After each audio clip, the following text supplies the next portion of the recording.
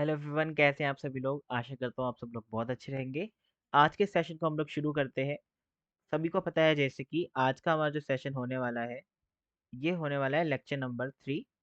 ठीक है, ये हमारा लेक्चर नंबर 3 रेगुलर बैच है अपना। ये सीएमए इंटर के लिए दोनों ही सिलेबस इसमें कवर है, 16 एंड 20। पिछले 2 लेक्चर से हम लोग इंश्योरेंस क्लेम पढ़ रहे हैं और अभी तक आप बहुत सारी अंडरस्टैंडिंग इंश्योरेंस क्लेम चैप्टर की ले चुके हैं। ठीक है, पहले लेक्चर में हमने बेसिक डिस्कस किया था, जिसके अंदर हमने जाना था कि इंश्योरेंस क्लेम क्या होता है और इंश्योरेंस क्लेम का हमारे इस पूरे करिकुलम में क्या लेना देना है या क्या रेलिवेंस है। उसके बाद हमने कुछ स्टेप्स सीखे थे कि इंश्योरेंस क्लेम आखिर कैलकुलेट करना भी है हमें, तो वो किस तरह करना है। वो 5 स्टेप हम लोगों को हमेशा याद रखने हैं। 5 स्टेप में सबसे पहले स्टेप था ग्रॉस प्रॉफिट रेशियो निकालना। ठीक है, हमने यहाँ से स्टार्ट किया था ग्रॉस प्रॉफिट रेशियो। अगर क्वेश्चन में ग्रॉस प्रॉफिट रेशियो है, जो कि अभी तक जितने भी हमने क्वेश्चन किए हैं उनमें ग्रॉस प्रॉफिट रेशियो गिवन था। अगर किसी क्वेश्चन में गिवन नहीं होता, तो सबसे पहले हमारा स्टेप जो है वो पहला स्टेप ग्रॉस प्रॉफिट रेशियो का ही होता है कि हम उसी को कैलकुलेट करें। सर, अगर क्वेश्चन में गिवन है तो भी हम ये स्टेप फॉलो कर रहे थे, पिछले क्वेश्चन में हमने देखा। ऐसा क्यों? देखो, मैंने आपको पहले भी बताया कि एक जनरल प्रैक्टिस हम लोगों को फॉलो करनी है कि क्वेश्चन में गिवन हो या ना हो, हम लोगों को वो कैलकुलेट करने का स्टेप हमेशा फॉलो करना है, ताकि हमसे कभी मिस ना हो जाए ये चीज़। ठीक है, तो सबसे पहला ग्रॉस प्रॉफिट रेशियो निकालोगे। अगर गिवन है तो भी स्टेप लिखोगे calculation for gross profit ratio, उसमें लिख दोगे कि गिवन है। ठीक है, अगर गिवन नहीं है फिर तो आपको निकालना ही पड़ेगा। अगर गिवन नहीं है तो कैसे निकालोगे? पिछले साल के एवरेज ग्रॉस प्रॉफिट रेट के ऊपर ही हम लोग इस साल को भी चार्ज करते हैं। ठीक है, अगर पिछले साल का एवरेज ग्रॉस प्रॉफिट रेट नहीं दे रखा, तो हमें क्या करना पड़ेगा? पिछले साल का ट्रेडिंग अकाउंट बनाएंगे। पिछले साल का ट्रेडिंग अकाउंट बनाने के बाद जो वहां से ग्रॉस प्रॉफिट रेशियो निकलेगा, उसी को इस साल भी कंसिडर करेंगे। ठीक है, मतलब करंट पीरियड में कंसिडर करेंगे। सेकंड स्टेप था स्टॉक की वैल्यू निकालना। स्टॉक की वैल्यू निकालने के लिए मैंने आपको सबसे पहला बताया था कि आपको ये देखना है कि कब आपके अकाउंट्स क्लोज होते हैं और कब आपकी फायर वाली डेट है।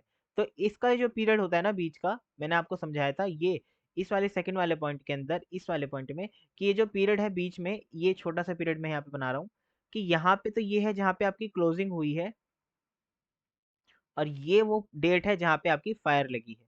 अच्छा, फायर किसी भी डेट पे लग सकती है, तो ये जो दोनों के बीच का पीरियड है, इस पीरियड के लिए आपको अकाउंट बनाना पड़ेगा, मेमोरेंडम ट्रेडिंग अकाउंट।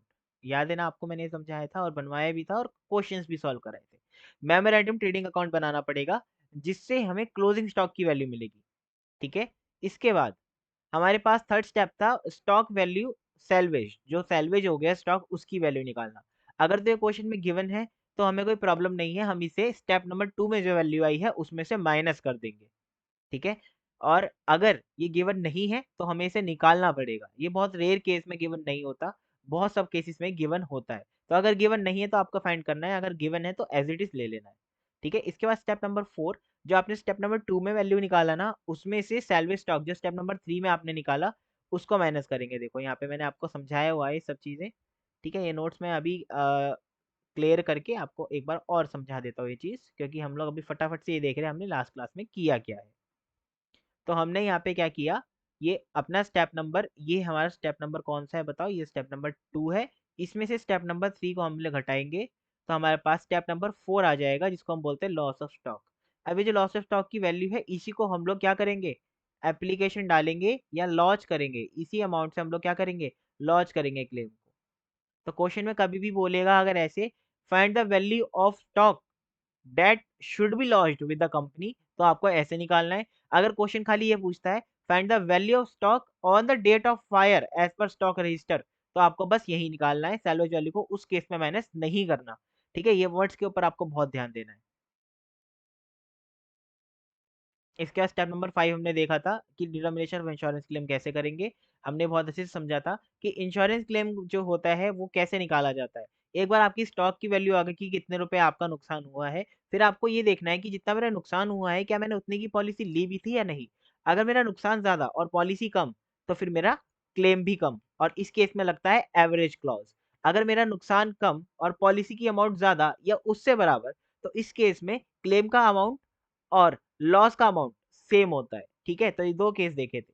जो फर्स्ट केस था जिसके अंदर क्लेम का अमाउंट ज्यादा और लॉस का अमाउंट कम, सॉरी मैंने उल्टा बोल दिया, लॉस का अमाउंट ज्यादा और क्लेम का अमाउंट कम, मतलब पॉलिसी कम के लिए लॉस ज्यादा हो गया, तो ऐसे केस में इसको बोलते हैं अंडर पॉलिसी। क्या बोलते हैं? अंडर पॉलिसी, जिसमें आपने कम पैसों की पॉलिसी ली है, आपका लॉस ज्यादा हुआ है। ऐसे केसेस में एवरेज क्लॉज लगता है, एक क्लॉज लगता है जिसे बोलते हैं एवरेज क्लॉज। एवरेज क्लॉज का मतलब क्या होता है? यही मतलब होता है कि जितना भी आपने पॉलिसी परसेंटेज वाइज लिया है, उतना ही आपके लॉस का भी परसेंटेज कंपनसेशन में होगा। इसका फॉर्मूला हमने देखा था, इसका फॉर्मूला क्या होता है? Loss of stock multiply by some insured. Some insured का मतलब मैंने आपको समझाया था कि जितने की आपने पॉलिसी ली है, और इंश्योरेबल अमाउंट मतलब आपका लॉस ऑफ स्टॉक कितना हुआ है। लेकिन इसमें से सैल्वेज वैल्यू नहीं घटानी है, इसमें से घटानी है। सिंपल इतनी सी बातें हैं। तो मतलब इंश्योरेबल अमाउंट मतलब यही है बेसिकली। ये स्टेप नंबर 2 है आपका। सम इंश्योर्ड ये क्वेश्चन में गिवन होगा कि आपने कितना कराया, और ये स्टेप नंबर 3 है। राइट? 3 नहीं, 4 होगा हमारा। ठीक है, स्टेप नंबर 4 है। तो 4 divide by 2 multiply by some insured, insured ये भी आप बोल सकते हैं। तो यहाँ तक हमने कंप्लीट कर लिया था। फिर मैंने आपको बोला था कि आज हम लोग करेंगे adjustment in trading account. Sir adjustment in trading account की जरूरत इस चैप्टर में क्या है, वो भी मैं आपको समझाता हूँ। देखो अभी तक जो भी आपने क्वेश्चन किए, जैसे हमने कौन से क्वेश्चन किए हैं, हमने क्वेश्चन कर लिया GG1 और GG4। हमने दो क्वेश्चन किए हैं, GG1 और GG4, 4 है ना। ये दो क्वेश्चन हमने कर लिए हैं। अब GG4 आपका अच्छा क्वेश्चन था, बट ये था बेसिक ही। ये जो क्वेश्चन था ये बेसिक था। टाइप में क्या था? ये बेसिक। बट क्वेश्चन का जो वेटेज था, जो कॉन्सेप्ट आपने सीखा वो अच्छा था।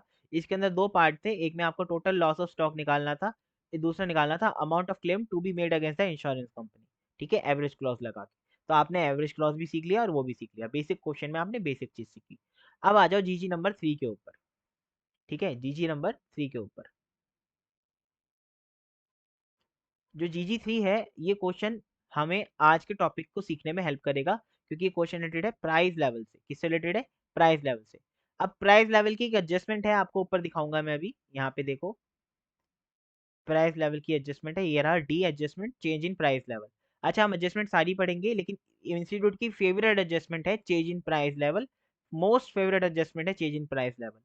अच्छा, ऐसा भी हो सकता है कि प्राइस लेवल के साथ साथ बाकी एडजस्टमेंट भी आ जाए, लेकिन प्राइस लेवल लेवल एक ऐसी एडजस्टमेंट है जो इंस्टीट्यूट की फेवरेट है, और वो ज्यादातर क्वेश्चन में इसको डाल के रखता है। ठीक है, अब क्वेश्चन एक बार पढ़ लेते हैं, फिर मैं आपको प्राइस लेवल का कॉन्सेप्ट समझा के सॉल्यूशन को डन करेंगे। फायर अकर हुई है 15 सितंबर 2021 में। 15 सितंबर 2021। ठीक है, तो अब तो सबसे पहले मैं यहाँ आ जाऊंगा। ये 15 सितंबर 2021 जो हुआ है, मैं सबसे पहले एनालाइज करूंगा। क्या करूंगा? मैं एनालाइज एनालाइज करूंगा जो पीरियड है मेरा। क्या है मेरा पीरियड? अब एक बात बताओ, ये जो पीरियड है आपका, क्लोजिंग से लेके यहाँ तक, मतलब 15 सितंबर, 15 सितंबर को आग लगी है, और क्लोजिंग इनकी कब है ये देख लेते हैं हम लोग। ठीक है, फ्रॉम द फॉलोइंग फिगर। अब देखो क्लोजिंग का कुछ नहीं दे रखा, तो मैं 31 तारीख ही मान के चलता हूँ। अभी देखते हैं एक बार और क्वेश्चन में डिटेल में पढ़ लेता हूँ आपको, वरना हम 31 तारीख मान के चलेंगे। ठीक है, ये देखो, फायर लगी है प्रेमाइसिस में सेन एंड कंपनी की। फॉलोइंग फिगर से हमें अमाउंट ऑफ क्लेम निकालना है to be launch to the insurance company. Amount of claim to be launch to the insurance company मतलब क्या है? इसमें हमें निकालना है, एवरेज क्लॉज नहीं लगाना है, सिर्फ हमें स्टॉक का वैल्यू इसमें निकालना है। ठीक है, सिर्फ स्टॉक का वैल्यू निकालना है इस क्वेश्चन में, और ज्यादा कुछ नहीं करना। क्लियर हुआ यहाँ तक? तो हमें सिर्फ स्टॉक के वैल्यू निकाल के देना है इन्हें, बाकी एवरेज क्लॉज वगैरह कुछ नहीं लगाना। ठीक है, अब देखो स्टॉक 1/1/2020 को कितना दे रखा है? 1/1/2020 का मतलब क्या है कि ये हमें जनवरी है, और ये ऑन कॉस्ट यहाँ पे 2021 भी दे रखा है, परचेज 2020 की दे रखी है, इस पीरियड की दे रखी है, सेल्स दे रखी है, और ये दे रखा है इस पीरियड का। During the current year cost of purchase has risen above last year level, selling prices have gone up by 5%, salvage value of stock after fire was 2000। ठीक है, अब मैं एक एक करके चीजें समझाता हूँ आपको। देखो, अब इसमें 31 मार्च में पीरियड मानने ही जा रहा था, जब भी मैंने इन्फॉर्मेशन आगे पढ़ी तो मुझे पता चला कि स्टॉक ऑन कॉस्ट 1 जनवरी को दिया हुआ है, तो मतलब इनका ईयर जो एंड हुआ है वो 31 दिसंबर में हुआ है, मार्च में नहीं। ठीक है, इसके बाद 15 सितंबर को तो आग लगी 2021 में, मेरे को स्टॉक दे रखा है जनवरी 2020 का। ठीक है, इसके बाद स्टॉक मुझे दे रखा है 2021 का भी दे रखा है, तो मतलब 31 दिसंबर को भी इनका साल जो है वो क्लोज होता है। ठीक है, तो मुझे यहाँ पे 1 जनवरी 2021 का भी दे रखा है। इसके बाद परचेज 2020 की दे रखी है। इसके बाद ये भी दे रखा है कि एक 1/1/2020 से लेके 15/9/2021 तक, मतलब हमारी जो परचेज की डेट है वो कहाँ से कहाँ तक दे रखी है, पिछले साल से लेके इस साल तक, जिस दिन आग लगी उस डेट तक। इसके बाद सेल्स दे रखी है 2020 की। इसके बाद 2021 से लेके यहाँ तक की हम लोगों को सेल दे रखी है। इसको भी 21 कर लो यार, ये 20 नहीं होगा, 21 ही होगा ये। ठीक है, ये परचेज 21 होगा, इसको करेक्ट कर लो, 2021 होगा। ठीक है, क्वेश्चन में अगर आपकी रॉन्ग है, वैसे तो शायद जब तक आप तक किताब पहुंचे तो ये राइट हो जाए, जिन बच्चों को नहीं मिली उसमें तो मैं राइट करा दूंगा इसको। बाकी जब सेल 2021 की है तो ये भी 2021 ही रहेगा। तो अब आपको ना यहाँ पे क्या देखना है कि पीरियड क्या है मेरा, तो मेरा जो ईयर है अकाउंटिंग का वो शुरू हुआ है 1 जनवरी से, राइट सर। तो मेरा जो ये पीरियड है बीच का, यही पीरियड जो है मुझे इस पीरियड के लिए क्या बनाना होगा, मेमोरेंडम ट्रेडिंग अकाउंट, है ना सर। अब इसको नोटिंग नहीं करनी है, ध्यान से समझना है, जब मैं पूरा कंप्लीट कर दूंगा पूरे क्वेश्चन को तो आप नोट कर लेना। अभी बस समझो, इस पीरियड में सर, इस पीरियड में जो भी है ये पीरियड, इसमें मुझे इसके लिए क्या बनाना है, मेमोरेंडम ट्रेडिंग अकाउंट। कितने महीने हुए, जनवरी, फरवरी, मार्च, अप्रैल, मई, जून, जुलाई, अगस्त। ठीक है, तो कितने हो गए, 1 2 3 4 5 6 7 8 महीने। ये 8 महीने और 15 दिन। ठीक है, तो 8 महीने और 15 दिन हो गए अपने पास। इस पीरियड के लिए हम लोग मेमोरेंडम ट्रेडिंग अकाउंट बनाएंगे। अब मैं इसको इरेज कर रहा हूँ क्योंकि अब हम लोग शुरू करेंगे एक्चुअल सोल्यूशन। सोल्यूशन, अच्छा, अब सोल्यूशन में मेन सोल्यूशन का पार्ट होगा मेमोरेंडम ट्रेडिंग अकाउंट। क्यों सर, ऐसा क्यों, क्योंकि इसमें पूछी जो मेरे से है मेन चीज, वो ये पूछी है कि आप मुझे स्टॉक की वैल्यू बताएं। तो स्टॉक की वैल्यू तो मैं मेमोरेंडम ट्रेडिंग अकाउंट से ही निकालूंगा, तो इसलिए मेरे सोल्यूशन का मेन पार्ट होने वाला है। ठीक है, पर्टिकुलर अमाउंट, पर्टिकुलर और अमाउंट। अब आप सभी को पता है कि मेरे को मेमोरेंडम ट्रेडिंग अकाउंट बनाने के लिए क्या क्या चीज चाहिए रहती है। मेमोरेंडम ट्रेडिंग अकाउंट बनाने के लिए क्या क्या चीजें चाहिए रहती है, मतलब क्या क्या चीज में आती हैं। मैं इसको ब्लू से लिखता हूँ, देखो। टू, ओपनिंग स्टॉक, सबसे पहले मुझे ओपनिंग स्टॉक चाहिए। अब मैं कब से कब तक का बना रहा हूँ ये भी बात याद रखना, मेमोरेंडम ट्रेडिंग अकाउंट में बना रहा हूँ 15/9/2021। तो मुझे ओपनिंग स्टॉक जो चाहिए होगा कब का चाहिए होगा, 1/1/2021 का ओपनिंग स्टॉक चाहिए मुझे। ठीक है, इसके बाद टू परचेजेस, ये मुझे क्वेश्चन में रिक्वायरमेंट है सॉल्व करने के लिए। इसके बाद, 1 मिनट रुको, 1/1/2021 का चाहिए। इसके बाद आ जाएगा to purchases, to direct expense and to gross profit. Right sir, मुझे ये सब चीज़ें चाहिए। अब मुझे ये सब चीज़ें जब मिल जाएंगी तो मैं इधर आ जाऊंगा बाय, मुझे सेल्स भी चाहिए, एंड बाय क्लोजिंग स्टॉक। अभी जो क्लोजिंग स्टॉक है ये मेरे को निकालना है, बैलेंसिंग फिगर इस अकाउंट से जो मुझे निकालना है वो यही चीज़ है। तो बैलेंसिंग फिगर एक बार आ जाएगी तो मेरा क्वेश्चन सॉल्व हो जाएगा। ठीक है, ये हो गया यहाँ पे लाइन, और ये यहाँ पे लाइन मैंने लगा दी। अब मैं ये देखता हूँ मेरे पास क्या क्या क्वेश्चन में अवेलेबल है। क्या मेरे पास ओपनिंग स्टॉक है 1/1/2021 का, हाँ सर ये रहा। तो ये 30,000 रुपये मेरे पास अवेलेबल है, आ जाओ इसे 30,000 रुपये लिख दो यहाँ पे। इसके बाद क्या मेरे पास परचेज अवेलेबल है, करंट ईयर की परचेज कब से कब तक की चाहिए ये बात याद रखना। परचेज चाहिए 1/1/2021 से लेके 15/9/2021 तक की, इस पीरियड की परचेज चाहिए। तो मेमोरेंडम ट्रेडिंग अकाउंट के अंदर जो भी चीज आएंगी वो इसी पीरियड से रिलेटेड आएंगी। ठीक है, वो इसी पीरियड से रिलेटेड आएंगी। तो क्या परचेजेस है मेरे पास, हाँ ये रही, इसको 21 कर लेना, तो मेरे पास ये 88,000 रुपये की हैंगी। तो मैंने इसे भी डाल दिया 88,000। ठीक है सर, कितना डाल दिया, 88,000। अब 88,000 इसको डालेंगे, ये लो मैंने यहाँ पे ये भी डाल दिया। अब आ गए, और हमें क्या चाहिए, डायरेक्ट एक्सपेंस। क्या क्वेश्चन में कोई डायरेक्ट एक्सपेंस है, आंसर इज नो। क्वेश्चन के अंदर कोई भी डायरेक्ट एक्सपेंस गिवन नहीं है, तो जबरदस्ती नहीं करेंगे सर, जब डायरेक्ट एक्सपेंस गिवन नहीं होगे तो डायरेक्ट एक्सपेंस नहीं डालेंगे, एज सिंपल एज दैट। तो इसको तो यहाँ पे कुछ भी नहीं आएगा, लेकिन ये फॉर्मेट का हिस्सा है इसलिए मैं हमेशा लिखूंगा। ग्रॉस प्रॉफिट मेरे पास क्या क्वेश्चन में गिवन है, आंसर इज नहीं। क्या क्वेश्चन में कोई रेट गिवन है? चलो रेट देखते हैं, क्योंकि हमको पता है जैसे पिछले क्वेश्चन में किया है, GG4 में जैसे किया है, क्या किया था, sales multiply by GP ratio कर दोगे तो मेरे पास ग्रॉस प्रॉफिट आ जाता था। लेकिन क्या मेरे पास इस क्वेश्चन में ग्रॉस प्रॉफिट है? Answer is no. इस क्वेश्चन में मेरे पास ग्रॉस प्रॉफिट भी नहीं है। देखो मेरे सामने क्वेश्चन में कहीं पे भी ग्रॉस प्रॉफिट गिवन नहीं है।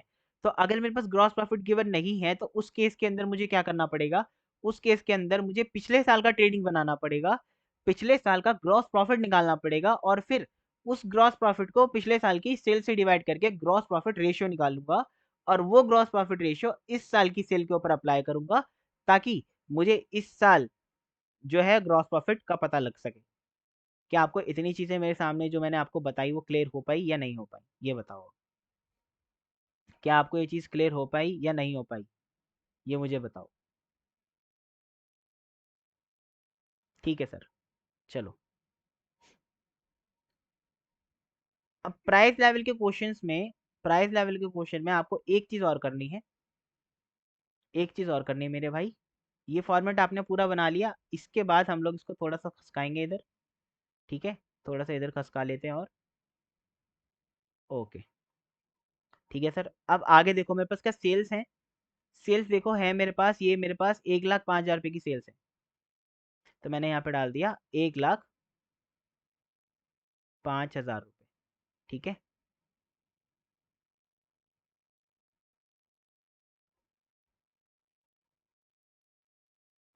क्या आपको ये मेरी बातें समझ में आ रही हैं सारी की सारी? अब मुझे क्लोजिंग स्टॉक बैलेंसिंग फिगर निकालने के लिए ग्रॉस प्रॉफिट चाहिए, जब भी तो बैलेंसिंग फिगर वो आएगा, वरना वो नहीं आएगा। समझ में आई बात आपको? तो अभी मैं आपको एडजस्टमेंट प्राइस लेवल की कराने से पहले सारे स्टेप करा रहा हूँ जो अभी तक हमने सीखे हैं। अभी हमें इस क्वेश्चन में और भी चीजें समझनी है। तो अब आप आ जाओ वर्किंग नोट के अंदर। ठीक है, वर्किंग नोट यहाँ से बनाना शुरू करते हैं। वर्किंग नोट नंबर 1, सबसे पहले हम लोग क्या बनाएंगे? Trading account for year ended 31/12/2020। 2020 के लिए बनाएंगे ताकि हम लोग क्या निकाल सकें, बताओ? हम निकाल सके ग्रॉस प्रॉफिट। जो ग्रॉस प्रॉफिट निकालेंगे उसी का ही रेट यहाँ पे हम लोग कंसीडर करेंगे। ठीक है सर। अब फटाफट से मेरे को डेटा देखना है, डेटा देखते ही फिर हम लोग आगे क्वेश्चन को कर पाएंगे सॉल्व। डेटा क्या है पिछले साल का, ये बताओ? पिछले साल का मुझे ओपनिंग स्टॉक चाहिए, परचेज चाहिए, और मेरे को सेल चाहिए, और क्लोजिंग स्टॉक चाहिए, और ग्रॉस प्रॉफिट फिर मेरे पास में आ जाएगा।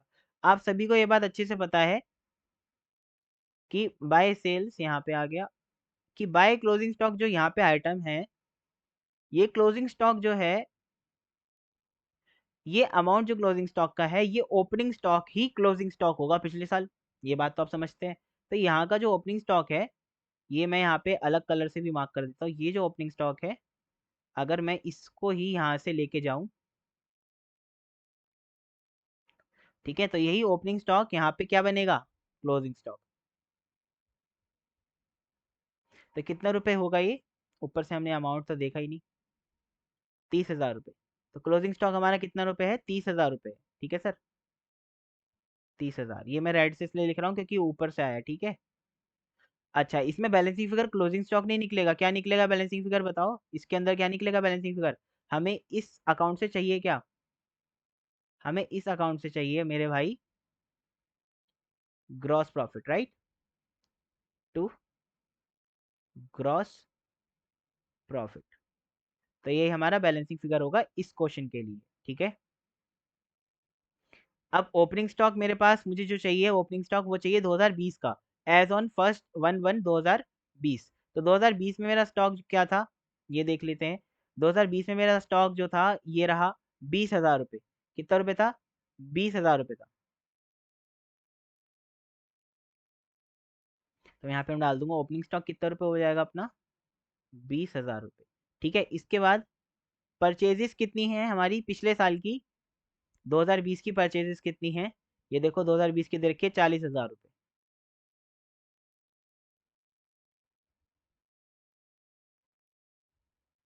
क्लियर है ना यहाँ तक सब कुछ? आपको कोई दिक्कत तो नहीं है यहाँ पे? किसी भी तरीके की कोई दिक्कत होगी तो बता दो मुझे। यहाँ पे मैंने सब चीज़ें ऑलरेडी डाल दी जो जो मेरे पास गिवन थी क्वेश्चन में।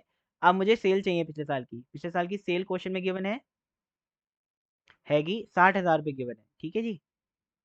तो 60,000 रुपये पिछले साल की सेल है, तो आप ग्रॉस प्रॉफिट अब निकाल सकते हो आराम से। ये 60,000 रुपये प्लस 30,000 रुपये, तो 90,000 तो इधर हो गया। तो जो 90,000 इधर हुआ है वही 90,000 इधर भी होगा, ठीक है। जो 90,000 इधर हुआ है वही 90,000 इधर भी होगा। तो इधर का आंसर कितना आ जाएगा, 90 में से 60 गया तो 30,000 रुपये आपका ग्रॉस प्रॉफिट आ जाएगा। क्या यहाँ तक क्लियर हुआ? Answer is yes sir, clear हो गया। अब हमें ग्रॉस प्रॉफिट तो चाहिए नहीं था, हमें चाहिए था ग्रॉस प्रॉफिट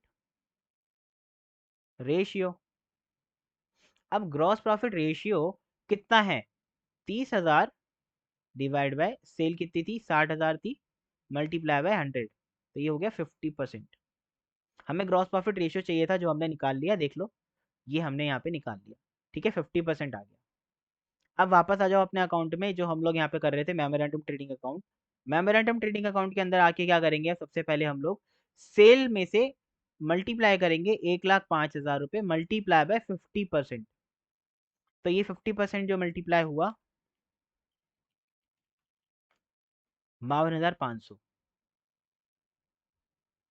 ठीक है सर।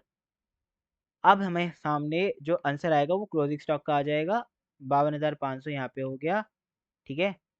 तो ये हो गया 1,70,500 रुपये, मल्टी माइनस करेंगे इसमें से 1,05,000 रुपये, तो 65,500 रुपये अपना क्लोजिंग स्टॉक आ गया। 65,500 रुपये अपना क्लोजिंग स्टॉक आया है, ठीक है। एक सेकंड रुको, कैलकुलेशन वापस से एक बार क्रॉस चेक कर लेंगे, कोई गड़बड़ ना हुई हो किसी भी चीज़ में, ठीक है। और ग्रॉस प्रॉफिट अपना 52,500, एक सेकेंड रुको, 1,05,000 रुपये का 50% 52,500 आएगा। अपनी सेल कितनी है,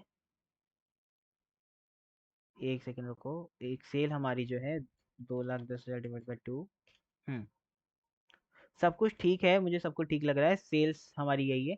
तो अब हमारे सामने 30,000 रुपये प्लस 80,000 रुपये, नहीं 30,000 प्लस 88 प्लस 52,500, 1,70,500 माइनस माइनस करेंगे 1,05,000 को, तो हमारा आएगा प्रॉफिट 65,500 का, ठीक है। 65,500 का अपना प्रॉफिट बोल रहा हूँ, क्लोजिंग स्टॉक आएगा। सर हमारा क्वेश्चन खत्म हो गया क्या? Answer is no. ये क्वेश्चन जो अभी आपको मैंने कराया, क्या ये क्वेश्चन वही नहीं है जो अभी तक आप करते हुए आ रहे हो? इसमें मैंने कुछ नया तो नहीं सिखाया आपको? हाँ सर, इसमें हमने कुछ नया नहीं सीखा। नया जो है वो मैं आपको अब बताता हूँ, इसलिए मैं बोलता हूँ आपको नोटिंग जब करनी है, जब मैं कंप्लीट कर दूँ क्वेश्चन को। तो इसको हम लोग बोलेंगे प्रीवियस ईयर, क्या बोलेंगे, प्रीवियस ईयर। और अब एक नया कॉलम बनाएंगे करंट ईयर, ऐसे यहाँ पे लिखेंगे प्रीवियस ईयर और यहाँ लिखेंगे करंट ईयर। सर ये हमारे जादू क्या कर रहे हो आप हमारे साथ, देखो मैं आपको समझाता हूँ।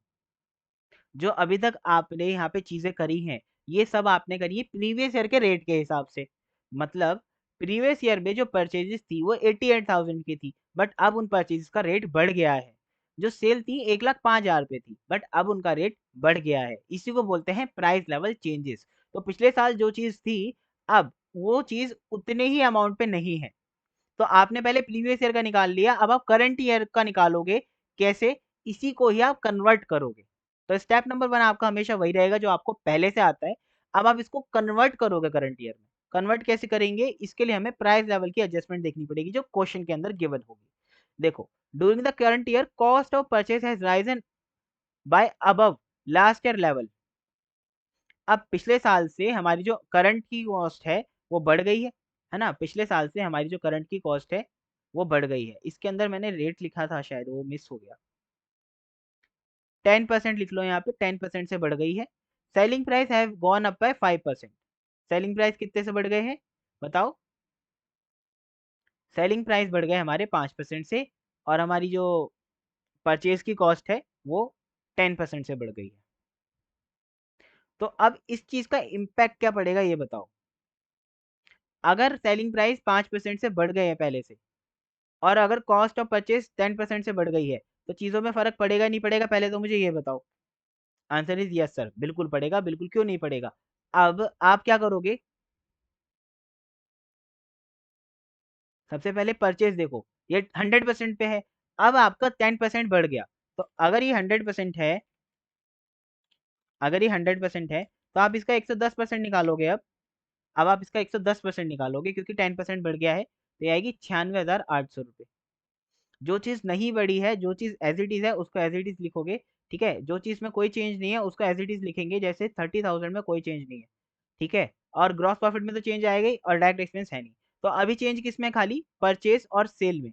तो सेल पिछले साल की कितनी थी हमारी, 1,05,000 रुपये। अब इसमें भी 5% बढ़ गया, तो आप इसको 105% करेंगे, तो ये हो जाएगी 1,10,250 रुपये। कितनी हो जाएगी, 1,10,250 रुपये। ठीक है, क्या आपको यहाँ पे समझ में आई मेरी बात या नहीं आई, मुझे सबसे पहले ये बताओ।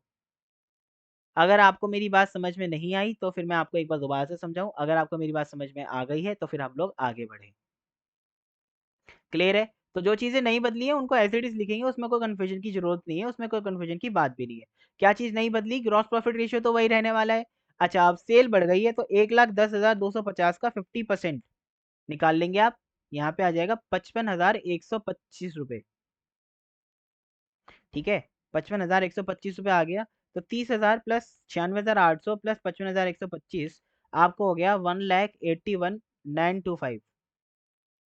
Right sir, 30,000 plus 96,500, sorry, 30,000 plus 96,800 है, 500 नहीं है। 88,000 रुपये आप 10% जोड़ेंगे ना, तो 96,800 आएगा। तो 96,800 प्लस 30,000 प्लस 55,125, तो आएगा 1,81,925, 1,81,925 रुपये आपका अमाउंट आएगा। 1,81,925 रुपये।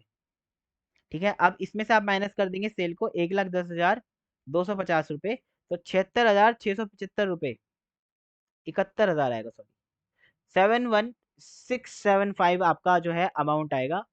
ये आपका अमाउंट आएगा टोटल।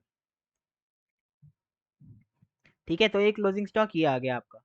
अब आपको यहाँ पे क्या समझ में आया, मुझे ये समझाओ फटाफट से। अब हमको ये समझ में आया सर, कि जो हमने मेमोरेंडम बनाया है, ये हमने इसलिए बनाया है ताकि हम लोग जो स्टॉक का वैल्यू है वो निकाल सकें।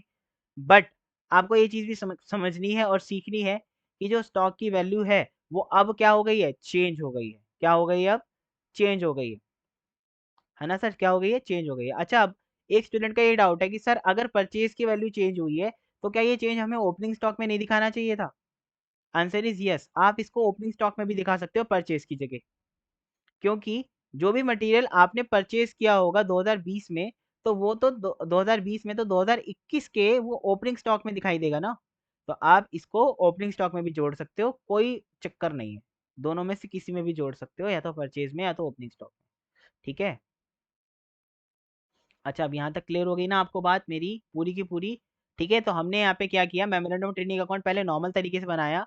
कब से कब तक बनाया ये भी मैं लिख देता हूँ। 1 जनवरी 2021 से 15 सितंबर 2021 तक। ठीक है, पहले हमने पिछले साल के हिसाब से बनाया, फिर हमने जो प्राइस लेवल का चेंजेस है उसको इम्प्लीमेंट करके बनाया। आप सीधा करंट ईयर का ना बनाएं। ठीक है, मैं आपको बोलूंगा आप करंट ईयर का सीधा ना बनाएं। अभी इनिशियली आप दोनों साल का साथ साथ बनाते रहे, प्रीवियस और करंट ईयर करके। ये बेस्ट फॉर्मेट है, इंस्टीट्यूट भी आपको यही फॉलो करवाएगा, स्टडी मेरिट में भी यही फॉर्मेट गिवन है। तो मैं यही चाहता हूँ कि आप भी यही फॉलो करें। ठीक है, आंसर कितना आया था हमारा, 71,675 रुपये। अब हमारे पास क्लोजिंग स्टॉक का आंसर आ गया। तो अब हम लोग यहाँ पे वर्किंग नोट, ये वर्किंग नोट हमारा इतना ही है। ठीक है, तो वर्किंग नोट को मैं ना थोड़ा नीचे खसका देता हूँ, क्योंकि वर्किंग नोट हमारा इतना ही है। ये ट्रेडिंग अकाउंट का ही काम अपना वर्किंग नोट का है खाली। इसको थोड़ा नीचे करना पड़ेगा, या चलो नीचे छोड़ो, मैं आपको सोल्यूशन यहाँ करा देता हूँ किनारे। ठीक है, अभी और सोल्यूशन में क्या रह गया, अभी हमने ग्रॉस प्रॉफिट रेशियो निकाल लिया, स्टेप नंबर 1, और हमने 2 भी कर लिया। अब स्टेप नंबर 2 ये रहा, मेमोरेंडम ट्रेडिंग अकाउंट भी बना लिया। अब स्टेप नंबर 3 हमारा क्या है, सैलवेज वैल्यू की, सैलवेज स्टॉक की वैल्यू निकालना, जो कि 2,000 रुपये गिवन है। तो अब मैं स्टेप नंबर 4 कर रहा हूँ सीधा। ठीक है, स्टेप नंबर 4 कर देते हैं सीधा।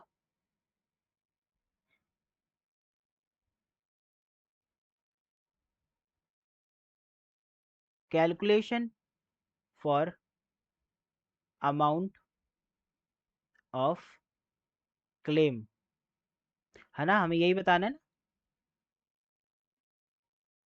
Calculation for amount to be claim. चौथे स्टेप में क्या करते हैं, सबसे पहले हम लोग स्टेप 2 की वैल्यू लिखते हैं। ठीक है, तो stock as on date of fire कितना था स्टेप 2 में बताओ। ये हमने निकाला 71,675 रुपये माइनस सैलवेज वैल्यू जो कि हमारी 2,000 रुपये है। तो आप इसको माइनस कर देंगे इसमें से 69675, 69675 ये आपका आ रहा है। ठीक है, 69675 आपका आंसर आ रहा है टोटल, जो आपका वैल्यू लॉस हुआ है टोटल, ये उसका आंसर है।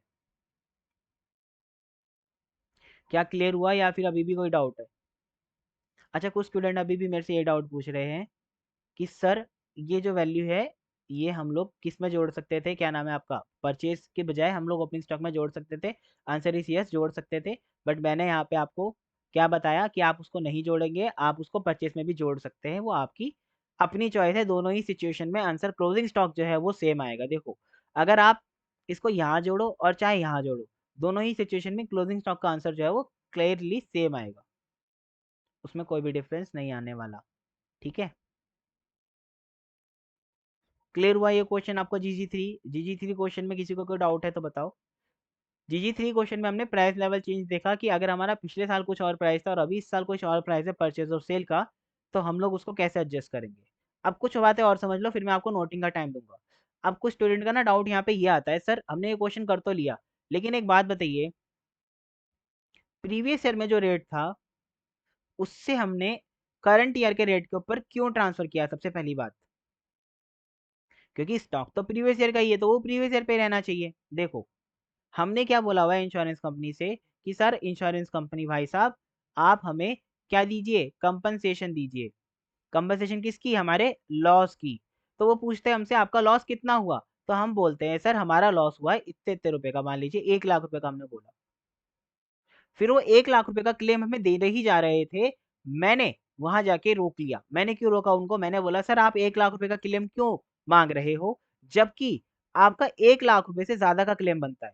उन्होंने पूछे क्यों, क्योंकि मैंने कहा कि 1 लाख रुपए जो रेट है वो 2020 के है, मतलब अगर आप सेम स्टॉक 2020 में लेते तो आपको पड़ता 1 लाख रुपए का, और अगर आप 2021 में आ गए, अब इन्फ्लेशन की वजह से यही स्टॉक अब आपको 1,10,000 रुपए का पड़ेगा। इसी को प्राइस लेवल चेंजेस बोलते हैं।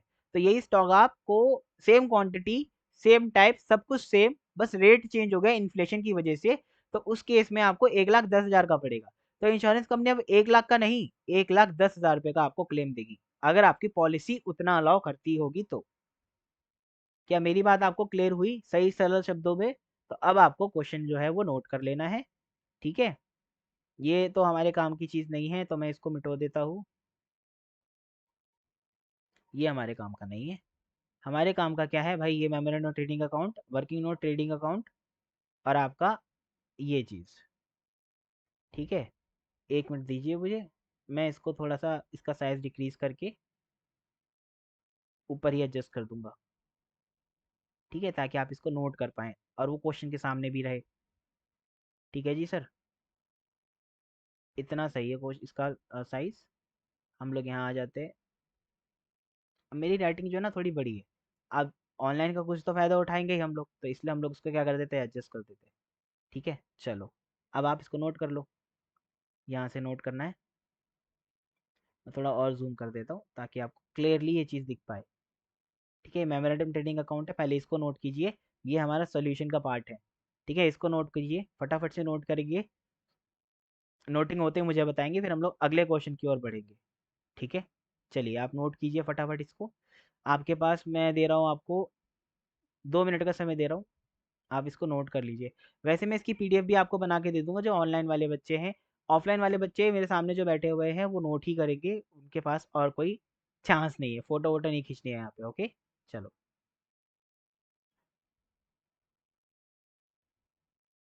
अच्छे से नोट करना, कुछ भी पॉइंट मिस मत करना, ठीक है? मैं यहीं पे हूँ, कहीं सोचो कि यार सर तो गायब हो गए, नहीं। I am here only, please note it down carefully, then we will continue. I am allowing you 1 to 2 minutes of time to note it down.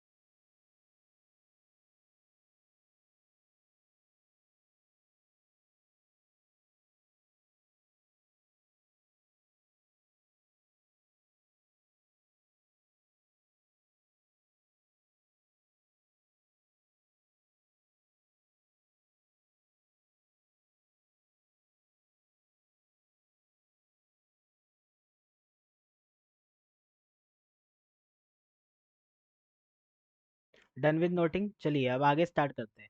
अब एक चीज अच्छे से समझ लो यार, इस क्वेश्चन को ना बहुत सारे बच्चों के दिल में ये कंफ्यूजन रह जाएगी। सर जो अमाउंट इंक्रीज हुआ है परचेज की कॉस्ट में, परचेज की कॉस्ट में जो अमाउंट इंक्रीज हुआ है उसका क्या करेंगे?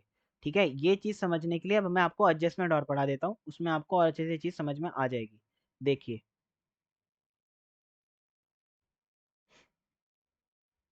आपकी एडजस्टमेंट नंबर डी है ये।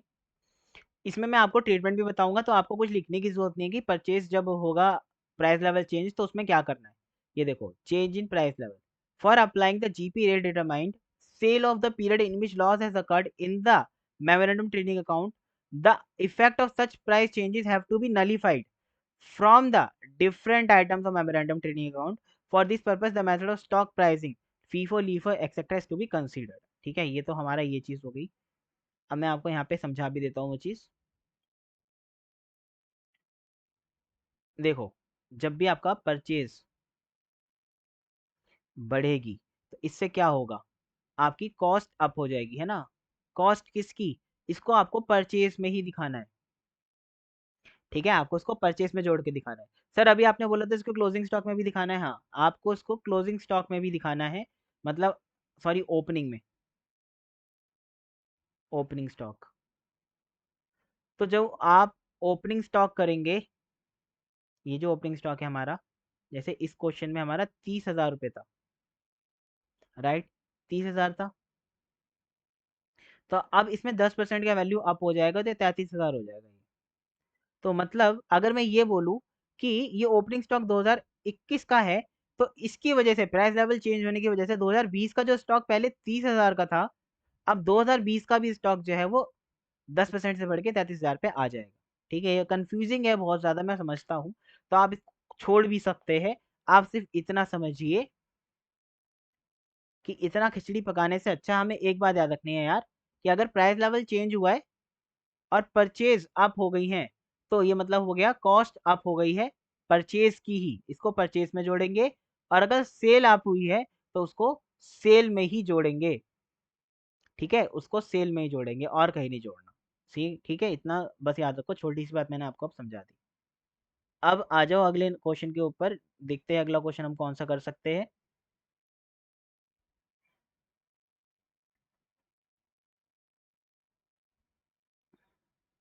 GG9 भी हम लोग कर चुके हैं ना मेरे ख्याल से, या अभी GG9 हमने नहीं किया? नहीं, GG9 अभी हमने नहीं किया, ये अभी हमें करना बाकी है। ठीक है, अभी GG9 करना बाकी है। वैसे GG9 जो है वो GG4 की तरह ही है कुछ हद तक, बहुत इसमें एक्स्ट्रा चीज़ें नहीं है। आप इसको होमवर्क लिख लो यार, GG9 को, ये सेम एज GG4 होगा। ठीक है, इसको होमवर्क लिख लो, एक इसको होमवर्क लिखो, और एक क्वेश्चन नंबर 2 को होमवर्क लिखो, प्राइस लेवल वाले को, ये होमवर्क करना। किसी को डाउट होगा तो मैं इसको डिस्कस कर लूँगा, बाकी इसको डिस्कस करने की ऐसा कोई ज़रूरत नहीं है। अब अगली एडजस्टमेंट में हम लोग आ जाते हैं, जिसमें अबनॉर्मल लॉस भी होगा, और ये बहुत इंपॉर्टेंट एडजस्टमेंट है अबनॉर्मल लॉस की। ये भी इंस्टीट्यूट की फेवरेट एडजस्टमेंट में से एक है। अबनॉर्मल लॉस और प्राइस लेवल के साथ में तो वो खेलता ही खेलता है। तो मैंने आपको बताया था प्राइस लेवल तो ऑल टाइम फेवरेट है, all time favourite. All time favourite का मतलब कोई एडजस्टमेंट अगर इंस्टीट्यूट को डालनी है तो वो प्राइस लेवल डालेगा ही डालेगा, उसके साथ में एक एडजस्टमेंट वो और जोड़ देगा। जैसे यहाँ पे उसने जोड़ी है, यहाँ पे क्या एडजस्टमेंट जोड़ी हुई है उसने, बताओ? यहाँ पे जोड़ी है अब नॉर्मल लॉस की। अब क्वेश्चन एक बार पढ़ लेते हैं फटाफट से, अच्छे समझ भी लोगों क्वेश्चन को, उसके बाद हम लोग आगे डन करेंगे इसको। देखो, जीजी नंबर 5 है, अभी अपने पास टाइम है 20 मिनट का, इसमें जितना डिस्कस हो सकेगा उतना करेंगे। फायर अकर हुई है प्रोमिस ऑफ श्री जी वेंकटेश के 1/4/2013 को। ठीक है, 1/4/2013 मतलब साल के शुरुआत में ही हो गई। Considerable part of stock destroy हो गया, सैलवेज वैल्यू 28,000 रुपए है। टेकन लिए फायर पॉलिसी ली है कितने की? 17,10,000 रुपए की ली है। ठीक है, you are required to ascend the insurance claim which the company should claim for the insurance company for the loss of stock by fire. ठीक है, ये फॉलोइंग पर्टिकुलर अवेलेबल है, ये परचेज दे रखी है मुझे। तो सबसे पहले तो मुझे ये बताओ, अगर इनका साल, अभी मैं देख के बताता हूँ साल, देखो फॉर द ईयर तो मुझे यहाँ पे 1/1/2013 से 1/4/2013 दे रखा है, 31/12 दे रखा है, तो मतलब दिसंबर का साल क्लोज हो रहा है। तो अगर यहाँ से यहाँ तक मैं चलूँ, कितने से कितने पीरियड का बनाना है? 31/12/2012 से लेके हमें बनाना है 1/4/2013 तक का। तो ये पीरियड है जो हमारा बीच में, इससे बनाना है हमें। तो मतलब जनवरी फरवरी मार्च 3 महीने का बनाना है, 3 मंथ का हमें क्या बनाना है? Memorandum trading account. इसके बाद मेरे को सबसे पहले ये डिटेल दी है, स्टॉक दिया हुआ है, परचेज दी है, सेल दी है, पिछले क्वेश्चन की तरह ही कुछ कुछ। अब नॉर्मल लॉस में ये थोड़ा अलग हो जाएगा। इसके बाद देखो, जो फायर वाला पीरियड है उसकी सेल भी दे रखी है, उसके वेजेस भी दे रखे हैं, सब कुछ दे रखा है मेरे को, परचेज भी दे रखी है। Shri Venkatesh had in June 2012 consigned goods worth 50,000।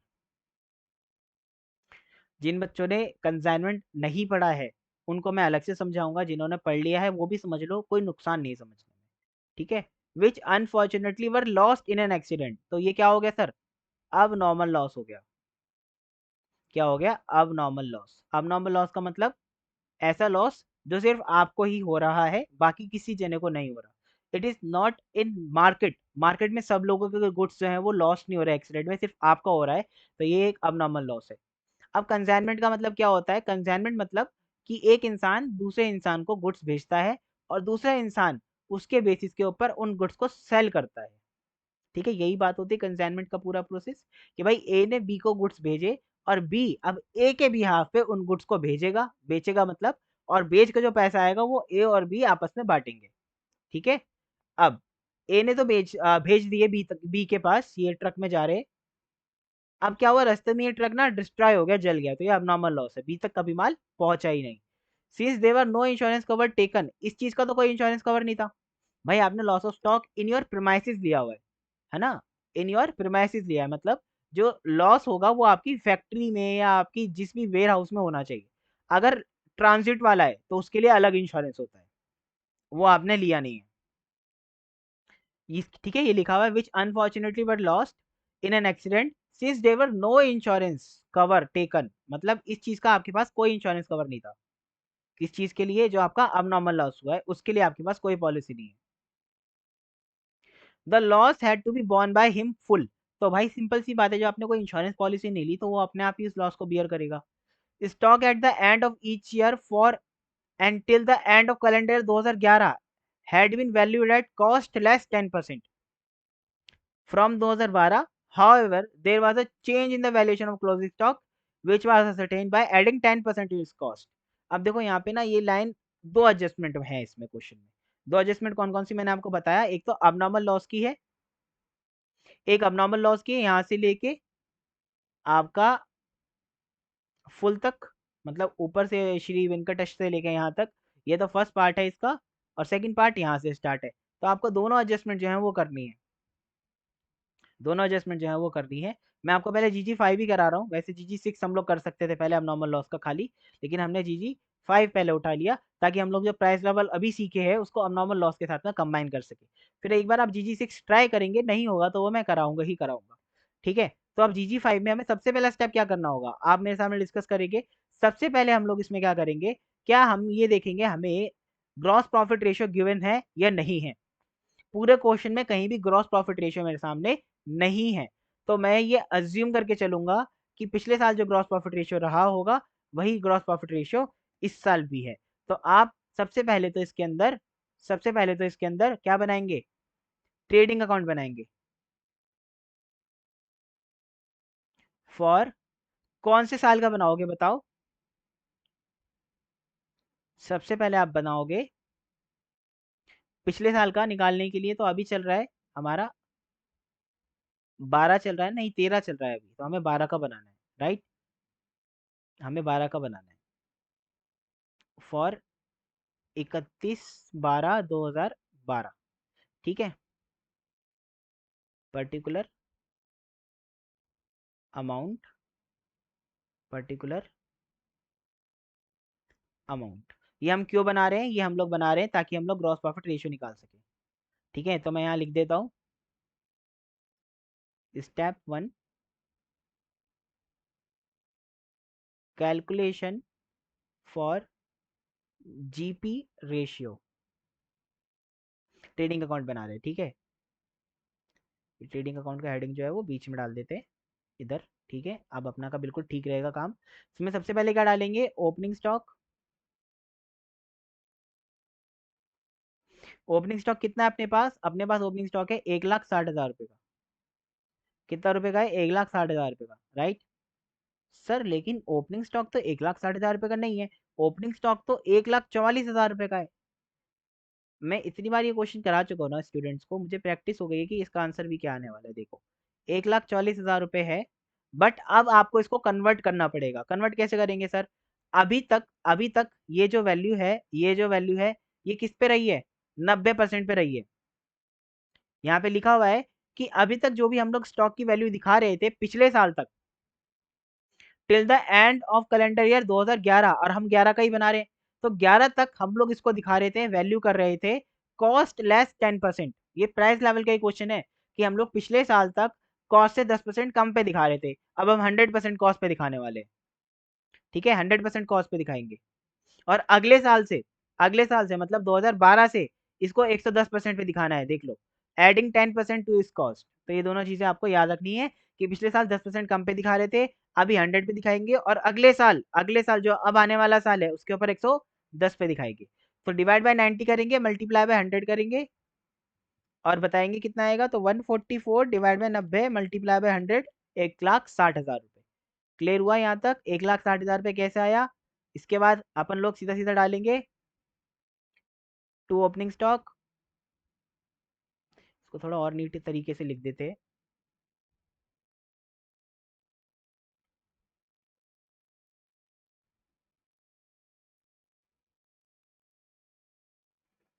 ठीक है sir, 1,44,000 divide by 90 multiply by 100, to purchases, purchase कितना है अपन के पास, 9,38,000 रुपये, 9,38,000 रुपये हमारे पास परचेज है। देख लो, 9,38,000 रुपये का हमारे पास जो है वो परचेज है।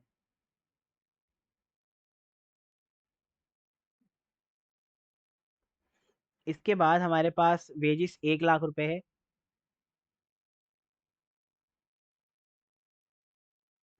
इसके बाद हमारे पास सेल्स है 11,60,000 रुपये की। और इसके बाद अपन के पास बाय क्लोजिंग स्टॉक, जो कि बैलेंसिंग फिगर आएगा, उसको हम लोग निकालने वाले हैं यहाँ पे। ठीक है, जो क्लोजिंग स्टॉक आएगा उसको निकालने वाले हैं। लेकिन क्लोजिंग स्टॉक में भी आपको एक बात याद रखनी है, सॉरी, क्लोजिंग स्टॉक इसमें बैलेंसिंग फिगर नहीं आएगा। क्लोजिंग स्टॉक इसमें बैलेंसिंग फिगर नहीं आएगा, ये मेमोरेंडम ट्रेडिंग अकाउंट नहीं है, इसमें तो हमें जीपी रेशियो निकालना है ना, राइट। तो इसमें हम लोग ग्रॉस प्रॉफिट जो है उसको बैलेंसिंग फिगर निकालेंगे। और यहाँ पे क्लोजिंग स्टॉक को हम लोग एडजस्टमेंट से निकालेंगे एक, क्योंकि क्लोजिंग स्टॉक की भी एडजस्टमेंट है। हमें 10% ऐड करके दिखाना है, आप उसको क्या दिखाना है, 10% ऐड करके। अच्छा, 10% ऐड करके दिखाना है, तो हमें 100% पे लाना होता है। ये बात याद रखो कि अकाउंटिंग क्या कहती है, एक बात याद रखो, अकाउंटिंग क्या कहती है कि आपको 100% पे दिखाना चाहिए, या 90%, या 110%। आपने अकाउंटिंग कॉन्सेप्ट में सीखा है कि अकाउंटिंग हमेशा ट्रू वैल्यू को दिखाना चाहिए उसको। तो अगर कंपनी की पॉलिसी है कि वो 10% कम पे दिखाएगी या 10% ज़्यादा पे दिखाएगी, तो उससे अकाउंट्स पे कोई फर्क नहीं पड़ना चाहिए। अकाउंट्स हमेशा किस पे होने चाहिए, 100% पे।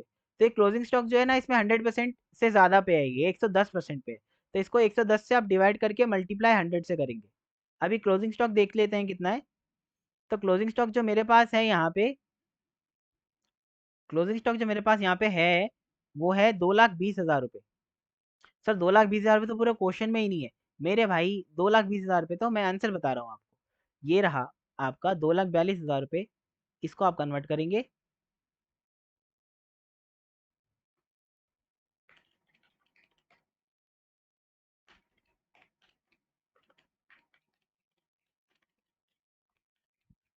ठीक है सर, तो 2,20,000 रुपये आएगा।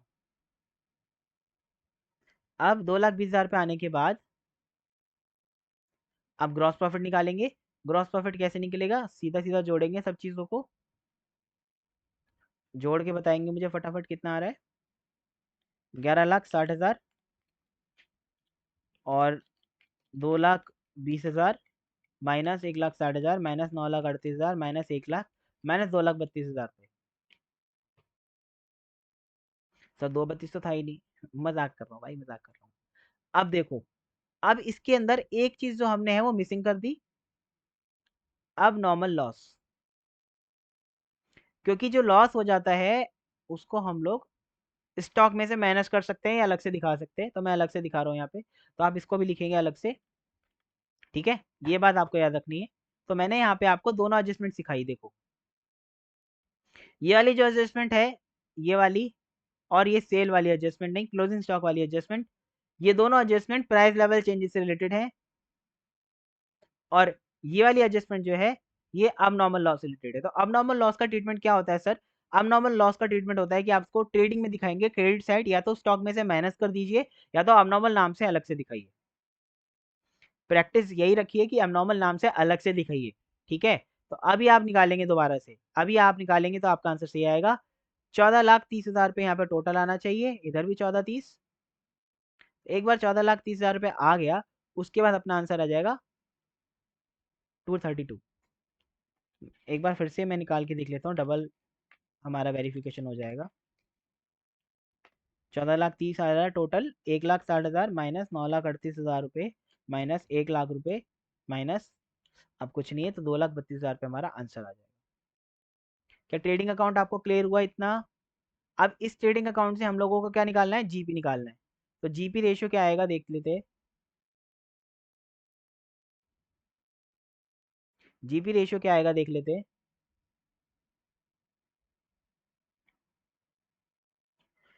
हमारी सेल कितनी है, 11,60,000 डिवाइड बाय अपना, सॉरी मैंने उल्टा लिख दिया, अपना 2,32,000 रुपये का प्रॉफिट है। इसको डिवाइड करेंगे 11,60,000 से, और मल्टीप्लाई करेंगे इसको 100 से। कितना आ रहा है, 2,32 डिवाइड बाई 11,60, 20% आ रहा है एग्जैक्टली अपने पास ग्रॉस प्रॉफिट रेशियो आ गया 20%। ग्रॉस प्रॉफिट रेशियो कितना आ गया? 20% आ गया। ठीक है, अब हम लोग मेमोरेंडम ट्रेडिंग अकाउंट बनाते हैं।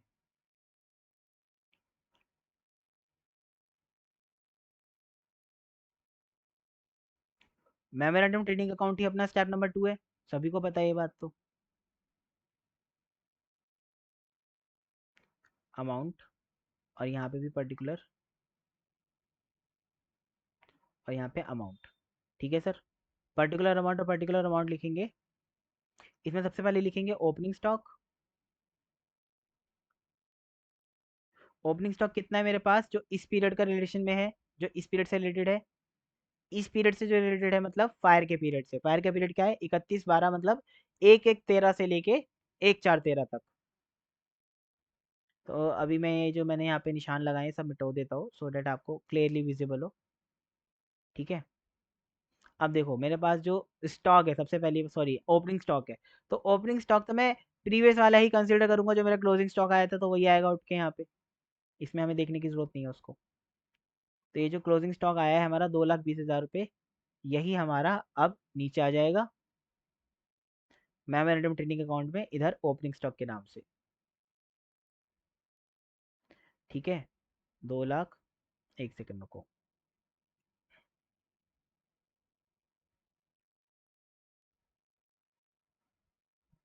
2,20,000 रुपये। ठीक है जी, इसके बाद हम लोग परचेज डालेंगे।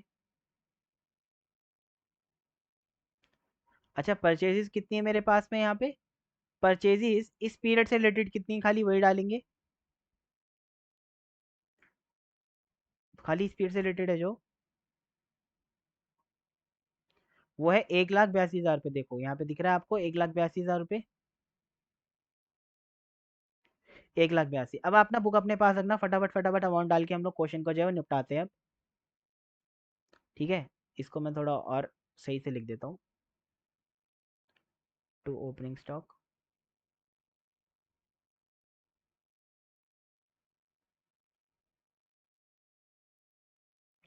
राइटिंग पैड चेंज करने के बाद ना थोड़ी आदत जो है वो बदल जाती है। हर राइटिंग पैड में अलग तरीके से चीज़ें होती हैं। तो ये जो टैबलेट है, इसके अंदर राइटिंग जो स्पीड और जो इंटेंसिटी है वो अलग है, इसलिए थोड़ा राइटिंग का इशू है। बट माइंड मत करना इतना, क्योंकि हमें कॉन्सेप्ट सीखने हैं, राइटिंग से हमें कुछ लेना देना नहीं है।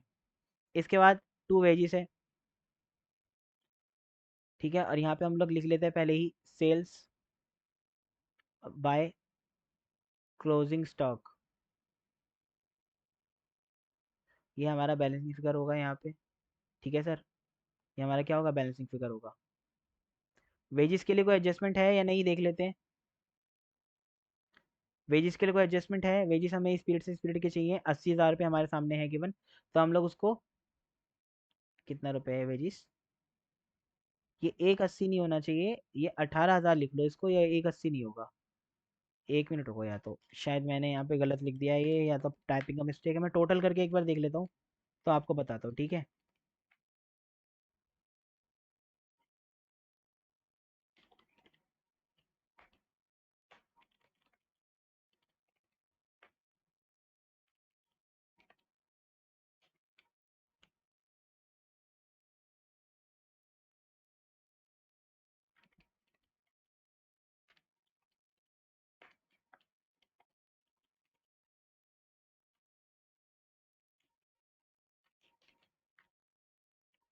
हाँ जी सर, अगर हमने इसको 1,80,000 रुपये लिया तो ये तो हमारा आंसर पूरा लॉस में चेंज हो जाएगा। है ना सर, ये तो पूरा लॉस में चेंज हो जाएगा वरना। तो इसलिए हम लोग इसको जो है अपना 18,000 रुपये ही लेंगे। ठीक है, देखो मैं यही चेक कर रहा था कि अगर हमने 2,20,000 रुपये की अमाउंट है, 1,82,000 रुपये की परचेज है, और 1,80,000 रुपये की वेजिस हो जाएंगे। तो वेजिस वैसे इतने ज़्यादा नहीं होते कि परचेज के आसपास ही पहुंच जाए। तो ये 5,82,000 हो जाएगा। और अपनी सेल कितनी है? इस पीरियड की सेल कितनी थी अपनी? इस पीरियड की अपनी सेल है 24 लाख रुपए। और ये 24 लाख भी ज़्यादा ही है, खैर 24 लाख भी ज़्यादा ही है। इसमें सारे अमाउंट मेरे ख्याल से ज़्यादा ज़्यादा एक एक जीरो ज़्यादा हो गई, मिस प्रिंटिंग हो गई इसमें। 2,40,000 रुपये की सेल है भाई, इसको ठीक कर लें, सेल्स को ठीक कर लें। ये अपना हो गया, इसे ठीक करो। ये 2,40,000 है, इसे भी एक जीरो कम करो, इसमें एक एक जीरो बढ़ गई है। ठीक है, तो ये 2,40,000 रुपये यहाँ आएगा और 18,000 रुपये यहाँ आएगा। अब टू ग्रॉस प्रॉफिट ये कितना आएगा, 20% 2,40,000 रुपये का। अभी तक तो आप प्रो हो जाने चाहिए इन चीज़ों में। 20% कितना हो गया, 48,000 रुपये। 2,20,000 रुपये प्लस 1,82,000 रुपये प्लस 18,000 रुपये प्लस 48,000 रुपये प्लस 4,68,000 रुपये टोटल आ गया। 4,68,000 रुपये टोटल आ गया माइनस 2,40,000 रुपये, तो 2,28,000 रुपये आपका आंसर आ गया क्लोजिंग स्टॉक का। आपका आंसर कितना आ गया, 2,28,000 रुपये आपका क्लोजिंग स्टॉक का आंसर आ गया। ठीक है, तो स्टेप नंबर 2 हो गया। अब स्टेप नंबर 3 पे आ जाओ। सैल्वेज वैल्यू हमें क्वेश्चन में गिवन है, वैसे तो शायद क्वेश्चन में गिवन ही है, देख लेते एक बारी। ऊपर स्टार्टिंग में गिवन है 28,000 रुपये, ठीक है। अब ये भी 28 ही है ना, हाँ 28 ही है ये तो। इसमें तो मुझे ज़्यादा नहीं लग रही जीरो अभी वैसे, बाकी कैलकुलेशन के बाद ही मैं बता पाऊंगा आपको। तो अब इसमें लिखेंगे यहाँ पे स्टेप नंबर 3, ठीक है, और इसको लिख देंगे स्टेप नंबर 2। स्टेप 3 में क्या करेंगे, stock value as on date of fire, 2,00,000 कितना आया, 28,000 रुपये माइनस सैल्वेज वैल्यू 28,000 रुपये। देखो 2,80,000 रुपये तो ये हो नहीं सकती, क्योंकि 280 होती तो सैल्वेज वैल्यू कभी भी लॉस से ज़्यादा तो हो नहीं सकती ना। तो 2,28,000 रुपये माइनस 28,000 रुपये, 2,00,000 रुपये का क्लेम आना चाहिए फिर उसमें। ठीक है सर, 2,00,000 रुपये का। तो अब 2,00,000 रुपये का आपका आ गया लॉस ऑफ स्टॉक। अब एक बार क्वेश्चन में देख लेते हैं कि क्वेश्चन ने पूछा क्या है हमसे एग्जैक्टली। क्वेश्चन ने हमसे पूछा है क्लेम लॉज कितना होगा, ठीक है, क्लेम लॉज कितना होगा, और इन्होंने पॉलिसी ली है, इसको भी पॉलिसी को भी ठीक करो यार, ये पॉलिसी भी ज़्यादा ज़्यादा हो गई, 0 0 बढ़ गए हैं क्वेश्चन में ना, मिस्टेक है ये। 1,71,000 रुपये की पॉलिसी होनी चाहिए मेरे ख्याल से तो। ठीक है सर, तो 1,71,000 रुपये की पॉलिसी है ये। 17 लाख रुपए की पॉलिसी हो जाती अगर, तो फिर तो बात ही कुछ और हो जाती। इनका तो स्टॉक ही नहीं है इतने का। खैर कोई बात नहीं। अब क्वेश्चन ने ना भी बोला एवरेज क्लॉज के बारे में, तो आपको चेक करना है कि एवरेज क्लॉज लगेगा नहीं लगेगा। अब हम आ गए स्टेप नंबर 5 पे। ठीक है, ये स्टेप नंबर 3 नहीं है, ये step number 3 and step number 4 है। सैल्वेज वैल्यू क्योंकि क्वेश्चन में गिवन थी तो हमने उसको और दोनों को कंसिडर कर लिया। अब step number 5, determination of amount of claim. ठीक है, ये कैसे निकालेंगे, एवरेज क्लॉज लगेगा नहीं लगेगा पहले ये देखो।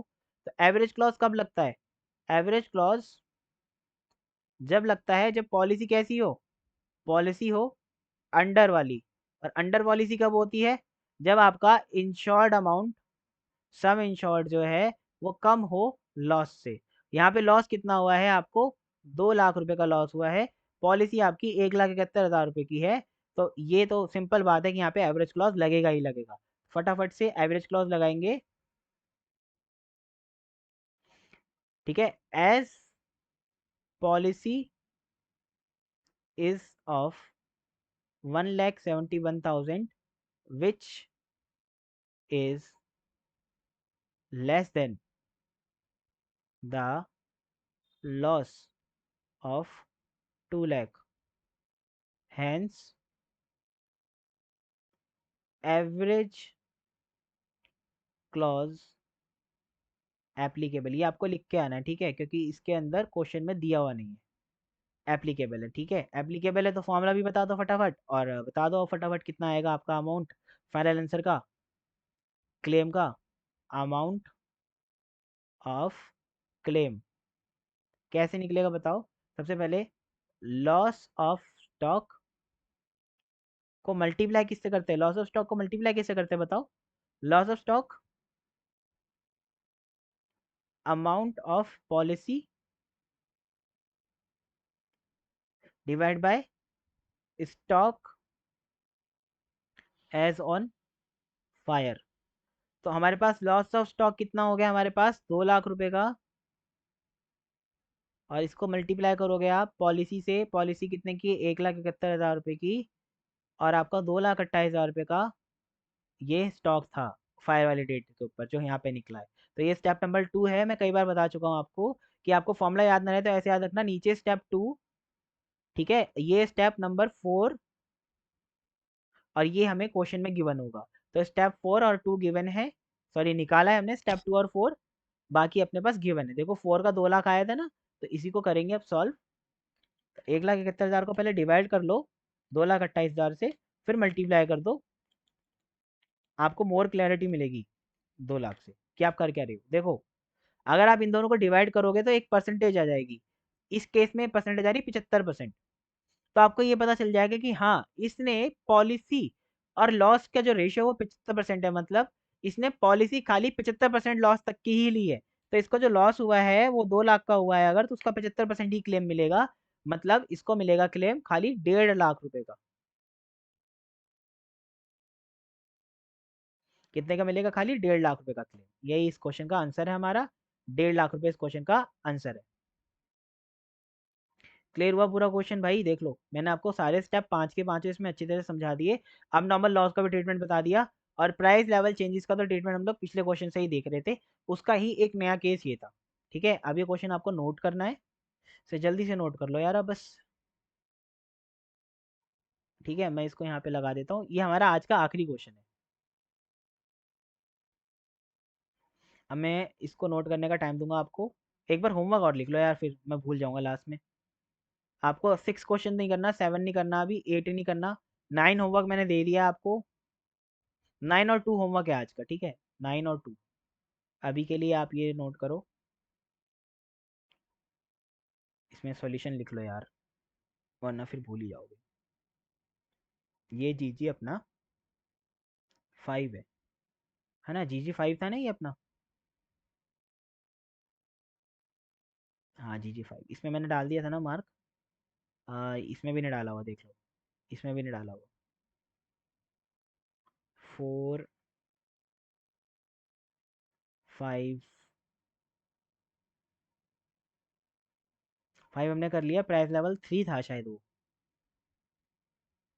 20-30 हज़ार वाला 3 था, ये जी जी 3 है, तो ये जी जी 3 है।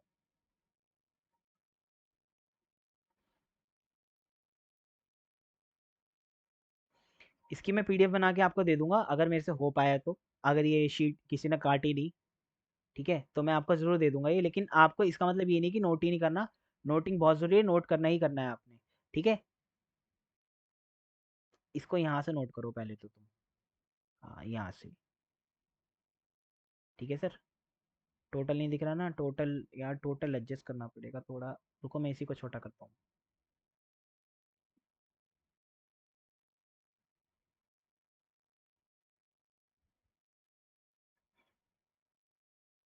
हम्म, अब नोट करो, मैं आपको टाइम दे रहा हूँ 2-3 मिनट का, आप नोट कर लीजिए, फिर क्लास आज की एंड करेंगे।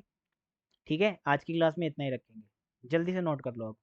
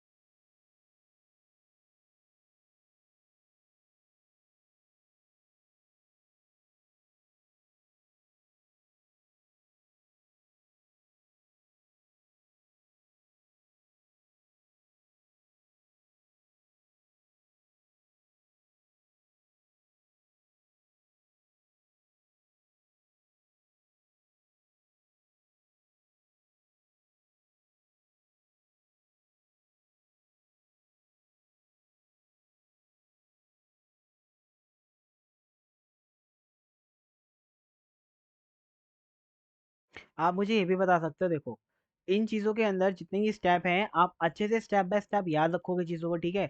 नोटिंग तो कर ही लो, लेकिन स्टेप आपको याद रखने हैं।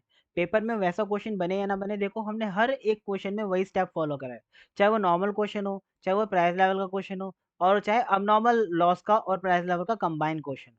तो यही स्टेप फॉलो करने हैं आपको, पांच के पांचों यही याद रखने हैं अच्छी तरीके से। ये पांचों स्टेप आपको याद रहेंगे ना, तो आपको आने वाले टाइम में भी हेल्प मिलेगी।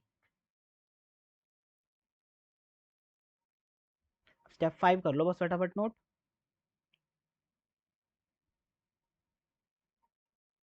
हाँ, थोड़ा सा ज़ूम आउट रहेगा तो आप कर पाओगे नोट। ठीक है, जल्दी से आप इसको फटाफट नोट कर लो या इसका स्क्रीनशॉट ले लो। इसी के साथ-साथ मैं आपको बता दूँ ये हमारा आखिरी क्वेश्चन है। इसके बाद हमारे कुछ क्वेश्चन ही बच जाएँगे। ये लेक्चर नंबर 3 था। 3 क्लासेस में हमने मोस्ट ऑफ द चंक जो इस टॉपिक का है वो कवर कर लिया। अब जो थोड़ा बहुत पार्ट बचा है उसके अंदर हम लोग प्रीवियस क्वेश्चन, एमटीपी के और आरटीपी क्वेश्चन जो बचे हैं वो सारे वो क्वेश्चन हैं। ठीक है, उनको करेंगे और 1-2 एडजस्टमेंट जो बची है वो करेंगे। तो अब इसमें 2 लेक्चर और मान के चलो कि लगेंगे। ठीक है, तो 2 लेक्चर में ये चैप्टर और लेगा अभी, और 2 लेक्चर के बाद ही चैप्टर जो है आपका वो खत्म हो जाएगा, समाप्त हो जाएगा। लेकिन ये चैप्टर जितना ईज़ी अभी आपको लग रहा है, अगर आप इसको छोड़ देंगे अभी और बाद में करने की सोचेंगे कि हम बाद में कर लेंगे इसको, तो ये बहुत ज़्यादा हार्ड लगने वाला है। इसलिए इसको छोड़ना मत, अभी के अभी निपटा देना जितने मैं क्वेश्चन करा रहा हूँ सारे के सारे साथ-साथ ही। ठीक है? चलो, अगर कोई भी डाउट रहेगा आपको, और अगर कोई भी डाउट है, इस पे कॉल कर सकते हो, डाउट पूछने के लिए भी, ठीक है? लेकिन सब्जेक्ट टू अवेलेबिलिटी, अगर मैं अवेलेबल होऊँगा तो मैं ज़रूर आंसर करूँगा, वरना अगर मैं आंसर ना करूँ, तो आप इसके ऊपर अपना एक व्हाट्सएप पे मैसेज भेजिए। और डाउट भेजने से पहले, डाउट के लिए कॉल करने से पहले आप ऐसा कर सकते हो कि इस नंबर के ऊपर एक व्हाट्सएप डाल दो जिसमें अपना नेम, अपना ग्रुप, अपना सब्जेक्ट और अपना बैच बता देना मुझे। ठीक है, ये चारों चीज़ें जैसे आप बता दोगे, मैं नंबर सेव कर लूँगा, उसके बाद मेरे पास फ़ोन आएगा, तो मुझे पता रहेगा कि हाँ, इस स्टूडेंट का आ रहा है, तो उठाने के चांसेस ज़्यादा हो जाएँगे। तो पहले आप पूरी कोशिश करना कि व्हाट्सएप पे ही कॉन्टैक्ट करें मेरे को और अपना डाउट भेज दें। मैं वहीं पे आंसर कर दूँगा, छोटा-मोटा होगा तो। कुछ ज़्यादा क्रिटिकल होगा तो हम लोग कॉल पे डिस्कस करेंगे, उसका हम एक टाइम फिक्स कर लेंगे, उसके बाद डिस्कस करेंगे। ठीक है? क्वेश्चन की बात जहाँ तक रही मैंने आपको बता ही दिया है। अभी मैंने 9वाँ होमवर्क दिया है, दूसरा होमवर्क दिया है। बचा है 10, 8, 7 और अपना 6। ठीक है, 4 हो गया है, 3 हो गया है, बस यही क्वेश्चन अब बचे हैं। ओके, सेकंड मैंने आपको दे दिया। एडजस्टमेंट बाकी बड़ी-बड़ी लग रही है लेकिन इतनी एडजस्टमेंट है नहीं कुछ। मेन एडजस्टमेंट यही है सर आपकी, प्राइस लेवल चेंजेस की एक मेन एडजस्टमेंट है, ये प्राइस लेवल चेंजेस की। अप्रूवल बेसिस की बहुत छोटी सी एडजस्टमेंट है, येट टू बी डिलीवर बहुत छोटी है। ठीक है, ये सब तो मैं आपको एक ही क्लास में करा दूँगा, मतलब अगली क्लास में। अगली क्लास में सारी हो जाएँगी, प्राइस लेवल वाली बड़ी थी, अब नॉर्मल तो हो ही गई हमारी। अंडर ओवर वैल्यू स्टॉक, ये बिल्कुल सेम टू सेम है, प्राइस लेवल के ही साथ में ही है, बाकी इसमें कुछ नया नहीं है एडजस्टमेंट में, ठीक है? तो ये सब होने के बाद फिर हम लोग अपना अगला चैप्टर स्टार्ट करेंगे। और जो बच्चे डेमो क्लासेस देख रहे हैं मेरी, उन डेमो क्लासेस वाले बच्चों को मैं बता दूँ कि डेमो क्लासेस इस पर्टिकुलर टॉपिक के बाद एंड हो जाएँगी। तो अगर आपको कोई भी क्लास परचेज़ करनी है, तो भी आप इस नंबर पे कॉल कर सकते हैं या व्हाट्सएप कर सकते हैं। ठीक है? और जिन बच्चों ने मेरी क्लास ऑलरेडी ले ली है, उनको मैं बता दूँ कि अगर आप किसी अपने फ्रेंड को रेफ़र करते हैं, तो भी आपको भी रेफ़रल बोनस मिलेगा। उसके लिए भी आप व्हाट्सएप पे मेरे को डिटेल्स भेज सकते हैं कि सर मैंने इस स्टूडेंट को रेफ़र किया था और इसने जॉइन कर लिया, तो हम आपको उतना बेनिफिट और बोनस आपको रिसोर्सेज़ में देंगे, फ़ीस में देंगे। ठीक है? चलिए, आज के लिए इतना ही, अब अगली क्लास में मिलेंगे। धन्यवाद।